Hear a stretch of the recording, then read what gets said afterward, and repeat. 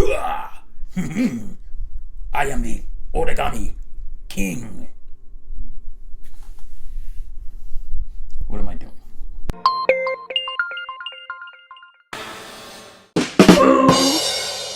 Hey there, fools. Big T here, back with another video, and man, we have a new Switch game to look forward to, a new Nintendo game for Switch to look forward to, which is even more exciting because it's been kind of quiet on the Nintendo side for Switch, but that is all starting to go away now. I mean, it's not like we haven't known or we haven't believed that we're going to get new games for Switch. A lot of people seem to get upset with Nintendo fans who are upset that we don't know much about what's happening on Switch. It's not that we don't think there's stuff coming, but we would just like to know a little bit more about what's coming, because there are times in the past where we got straight up lineups for the year, and I understand that that can be dangerous because things could get delayed and all that, but so what? That happens. That's what happens in gaming. We all accept and understand that there could be delays, and it's possible. It doesn't hurt games to have them delayed. Usually it helps them as far as the development goes, but we fans understand it, and then if we get a great game at the end of the day, we're all cool. So I just think it's okay to let fans know what's coming and have them anticipating things. Do you want to tell them 2 years in advance? No, I don't think there's anything wrong with 1 year in advance, because hype can get built up over a year. Obviously, it can, with Nintendo's new strategy here, it helps for them to give us stuff 2 months before it's going to happen. That's also exciting. I don't think either one way is better than the other. I just think they just happen to work whichever way you do it. But anyway, let's talk about Paper Mario. I'm a huge Paper Mario fan. I guess you could say that the idea of Paper Mario at least started with the 7 Stars game with Square on Super Nintendo, and that was a fantastic game that I used to own that I don't own anymore because I'm trading stuff, or I used to trade stuff all the time to get new stuff, and that sucks. But I think that was kind of the beginning of it, and a lot of people were like, oh, I want a sequel to that, but as we all know, we didn't get a straight up sequel because there were some strained relations between Square and Nintendo after the Super Nintendo going into the PS1 N64 era, where Square switched sides, and that really made Mr. Yamauchi upset. And if you don't know who that is, he was the former president of Nintendo before Iwata. He was the guy that was there basically from the 70s, I want to say. So all the way through Nintendo, going from like a toy company to a video game company. And he was very well known to be kind of a hardliner guy, and he got, he took the stuff to heart when you didn't bring when you didn't bring your games to the system, and Nintendo would support you very well. So I think that's one of the reasons we never got a 7 Stars 2 game.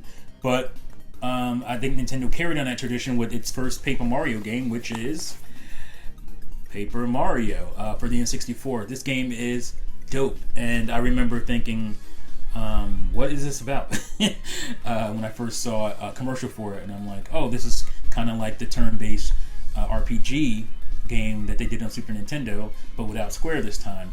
And the characterizations, the story in this is great. This was a great foundation for the game, but I would think most people would probably say Paper Mario began for them, except for me, because I love the N64 one. But this one here, Paper Mario Thousand Year Door, this was the one that really opened the franchise up, made it the beloved series that it is, and it's an awesome game that if you have a GameCube, you should definitely have, or you're using your GameCube wrong. But yeah, this is the one that, like I said, opened up, many different characters and the really snappy writing. That started in N64 too, but it really opened up in the GameCube one with the really funny dialogue, the emphasis on story, the really good battle mechanics and all that stuff. that started in 64 as far as battle mechanics, but they refined them in the GameCube game, and it was phenomenal, fantastic, one of the most beloved, probably a lot of people's favorite game in the Paper Mario series. Now it gets a little convoluted, I guess, as far as Paper Mario games when you think about the Game Boy Advance games, like Bowser's Inside Story. See, I'm getting them mixed up because I know there's like re-releases on 3DS, I think, and so. But if you know, like the Mario and Luigi series, they are also some of them are turn-based and some of them aren't. See, I'm confused because I don't have all of those games, but some people consider those kind of in that Paper Mario realm, only because of the turn-based nature of them.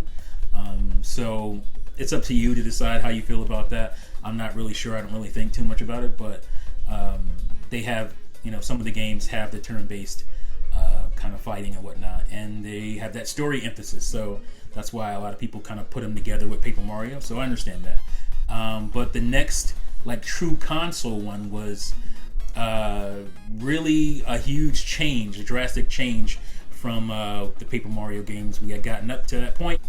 Super Paper Mario.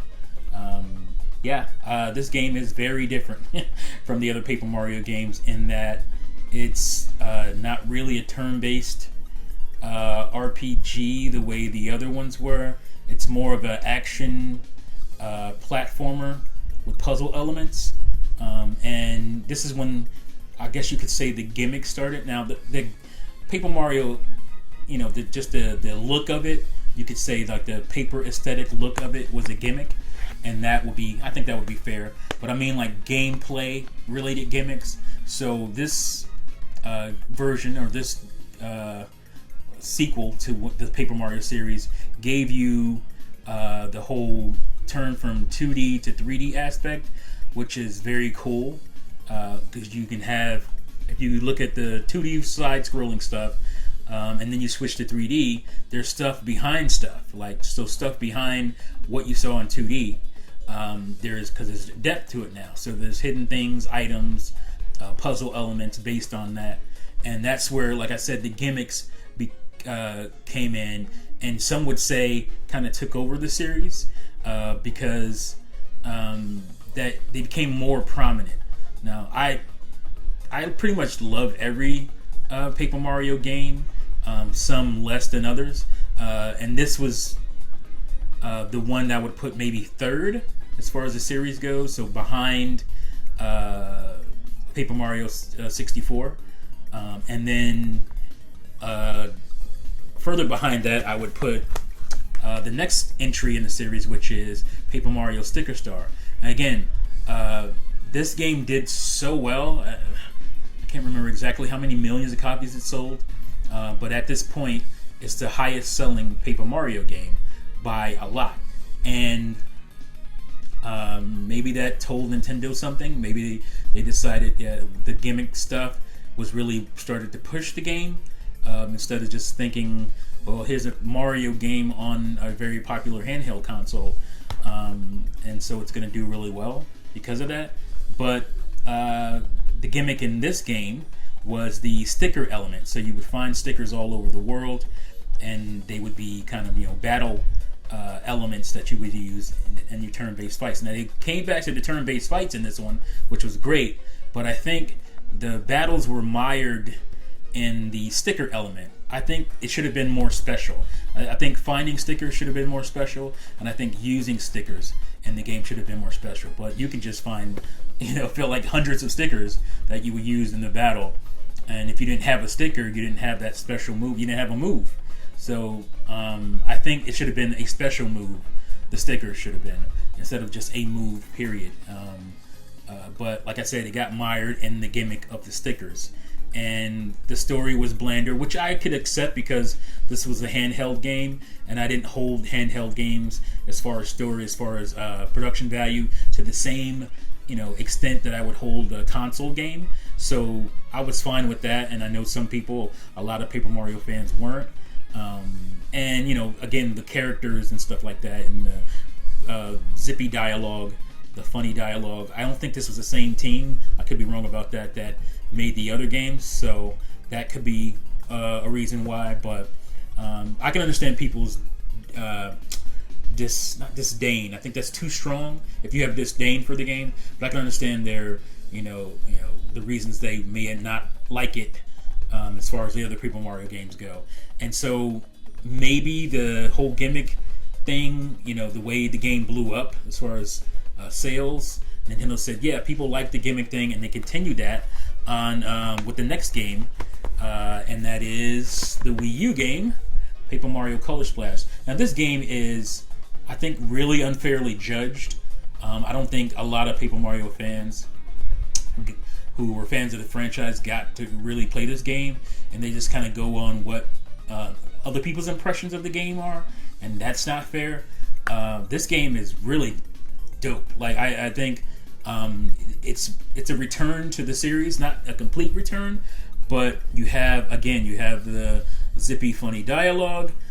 Maybe you could say the color or the characterizations aren't as great as Thousand Year Door, which is hard to do that because sometimes you get those games that are just so good that they can't nothing can live up to them. So there's that. But I think the mechanic that mired this game down again was the gimmick of the color splash, the color aspect, to where you're coloring your moves. You use you get these. I guess they're kind of like stickers. You get those, and then you color them for more effect. And you had to use the gamepad to color them. So you're sitting there tapping, instead of just being able to just battle and do your thing. A lot of your battling consisted of you tapping your move to colorize it, because the world is is losing color, and that's part of the gimmick as well. Is you put color back into the colorless world. So this game again gets a little bit mired in its gimmick, and so it takes away from the other fantastic elements of it. Graphics are gorgeous in this game. Beautiful, beautiful graphics. I don't think the new game, Origami King, is much better looking than this, if it is. I mean, we only saw the trailer, so I'm not really sure. But graphically, Color Splash is gorgeous. And it's really cool when they show, the paper mache kind of paper aspects of the game, and then they introduce like a real element, as far as there's a sequence where you're on a rooftop and it's on fire, and you're having to put this fire out, and you have one of your moves is like a fire extinguisher, and when it's like a giant fire extinguisher pops up in the background, and it looks photorealistic. So it's really cool to see that juxtaposition of the paper mache stuff, and then to see a realistic looking element in the game, like a fire extinguisher. So beautiful game. The story, like I said, is much better than the last two games before it, and I just think it gets a little bit mired in its the gimmick. But it's a fantastic game, and I think the fact that it was on Wii U was another problem. Wii U, and it came out on Wii U late, so a lot of people just had moved on. I think came out I think the same year as Star Fox Zero, and there was another game, Shin Megami Tensei. I'm calling it Shin Megami Tensei Cross Fire Emblem, but it's Tokyo Mirage Session Sharp FE, which are all three games that didn't do very well on Wii U because they came out in 2016, and a lot of people just weren't checking for Wii U anymore at that point, unfortunately. So, but I think this game, I wouldn't have even been upset had they ported it over in some manner and cut back on the like I said, the quote unquote gimmick of the color splashing. But it is a really good game. So now we have a new game in the series, and it looks fantastic. The Origami King. It looks like a complete return to form. Obviously, we only have a trailer, but you can tell that the story is a big emphasis. I like the kind of creepier aspects of it, the kind of darker tone to it, where Princess Peach, she seems possessed or something, and she's kind of a villain, which is very cool. And I don't see a lot of gimmick in this. I just see, straight up Paper Mario gameplay going on, so that's cool. We don't have a lot of time to introduce something that would totally changed my mind. So I think the game is what it looks like. I think that's what the game is going to be, and I'm very happy for that. And I'm excited. I can't believe it's only coming out here in a couple months, which is great. So yeah, I mean, there's a little rundown of the series for you from a fan, and I'm looking forward to it. Now, there's that talk about the Metroid thing at the end of it, which I don't think is what a lot of people think it is. I can't think of right now, but I've seen at least 2 other Nintendo trailers where they would show you the game. They'd show the trailer, then they'd show like the splash screen of when it's coming out, when the game's coming out, and then they cut back and show you a little snippet of something. I've seen it in other Nintendo trailers before, and nobody really said anything about that stuff before. I think a lot of it has to do with Metroid thirst, which is understandable and totally fine. Robert's Rule of Two review, shout out to Rob. He made a couple videos on it, and he made some really good points that I will not dispute or try to counter. But I just myself feel like this has to do with that whole Metroid helmet thing, the Samus helmet. Has to do more with something that's going to happen in that game, and not like hinting at another game, because Nintendo is all about like making you focus on a specific game that so they don't want you thinking about, oh my gosh, this is going to be another game, or they're hanging on another game in this reveal for a game that they got coming out in a couple months. To me, that doesn't make a lot of sense. And another reason is why I don't think it's hinting at a Metroid game is that this is the year of Mario. This is Mario's 35th, and Paper Mario, I believe, is part of that. Paper Mario Origami King is part of that, and so I think they want the focus to be on Mario going into the fall of this year, and so I don't think it makes a lot of sense for them to hint at a Metroid game. And if they are, it's not a game that's coming out this year for sure. I think that's pretty sure that that's not going to happen. But if anything, it'll be early next year or sometime next year. So I'm just not going to get my hopes up, because I want to be disappointed. But I've always said I think they should consider porting Samus Returns from 3DS over to the Switch. I would be totally fine with that and happy with that. And I think a lot of Metroid fans would be as well, because that game came out in the middle of Switch fever. And so I think a lot of people just missed it that would have bought it. Had it come out, say, a year ago, when the Wii U really had nothing, or Wii U didn't have a lot of games, and the NX wasn't out, or the Switch wasn't out yet. So it would have had a better chance, I think, coming out that year. So that would be cool. I don't really need them to do anything else. But if they have a new 2D Metroid game and works, obviously I'd be down for that too. So we'll see what happens, but I don't think it's what a lot of people think. But if it is, I will be pleasantly surprised and happy as everybody else to have it. But yeah, that's my video. Hope you guys enjoyed it. Like I said, I'm really excited to have a new Paper Mario game. I love this series, and I'm glad it's really getting back to its roots strongly, and can't wait to play it. So let me know what you think. You're a Paper Mario fan. Are you looking forward to this game? Let me know in the comments below. Thank you as always for watching and listening, and see you folks next time. Peace out.